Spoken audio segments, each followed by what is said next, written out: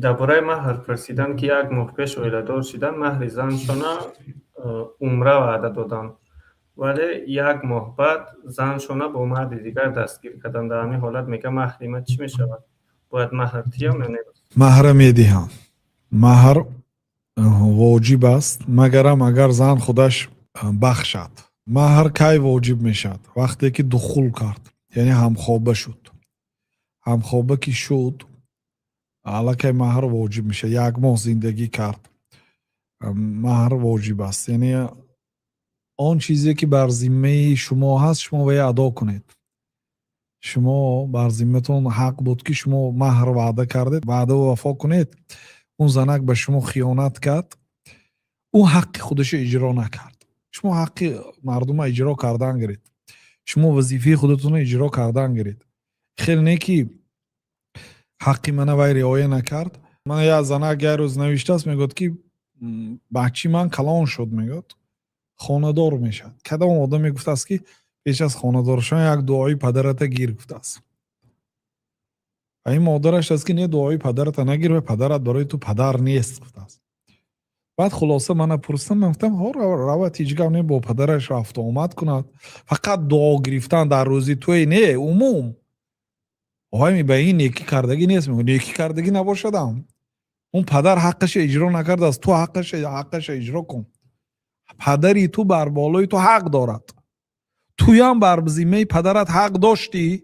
پدرت حقش اجرا نکرد، نامی نیک نماند، عقیقه نکرد، تو رو تربیه اسلامی نداد، حافظی قرآن نکرد، در دانشگاه نخواناند، برای تو خاندار نکرد، مثلا اون من توی نپوشانید نخورانید، اهمیت نداد. اون وظیفش اجرا نکرد، او آدمی بد است. لیکن تو آدمی بد نشو خیر. و بالوالدین احسانا و برم بوالدیه. الله تعالی پیغمبرای خود تعریف کرده میگوید که و برم بوالدیه، و پدر و مادرش نیکوکار بود. ثنا گفت پدر و مادر نیکی کردن این عملی بسیار بزرگ است، همسایه توحید است.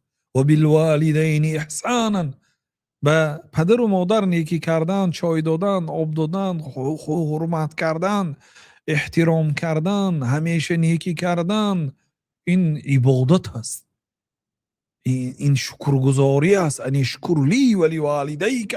او پدری من در وقتش تربیت نکرد، من نمیشناسم، هیچ گپی نه، او حقی تو اجرا نکرد، تو حقی و اجرا کن. ولا تخون من خانک. پیامبر صلی الله علیه و سلم میگه که تو خیانت نکن به آن آدمی که به تو خیانت کرد. این زنک حقی شما اجرا نکرد، به شما خیانت کرد، شما حقی به اجرا کنید، مهر دهید. الله تعالی ضایع نمیکنه عملهای نیک، چون که مهر واجب است. بله فقط برادر. در حالت خلع اگر زن گوید که من با تو جدا شدن میخوام، یعنی پیشنهاد جدا شوی از طرف زنک شود، زنک میخواد از شوهرش جدا شود و شوهر طلاق نداده است مثلا، بعد زنک گوید که مهرت من میتیم گشته، مهر من میدی هم گوید، حق مردک حق دارد مهر قبول کند و طلاق دهد. لیکن این از جانب زن پیشنهاد شود باید. خلع وقتی که از زنک آمد گفت که یا رسول الله ما شوهرم نه در دینش عیب دارد نه در خلقش، دینش هم ماشاءالله هست، دیندار است، خلقش هم خوب است، لیکن من بعد اینکه مسلمان شدم کافر شدن رو بعد میبینم. یعنی من کافر به شوهر شدن نمیخوام، شاید شوهرش بیزیب بود، شوهرم دوست نمیدارم، من جدا شدم میخواهم یا رسول الله. گفت بعد پیامبر صلی الله علیه و سلم گفتن که اترودین حدیقته او کما قال علیه الصلاة و السلام، آیا باغش رو برمیگردانی؟ گفتن چه خیلی که در صحیح بخاری و مسلم ثابت است. گفت که بله یا رسول الله، باغ به مهرش باغ داده بود است، باغی خرما، باغش رو برمیگردانی؟ گفت که بله یا رسول الله.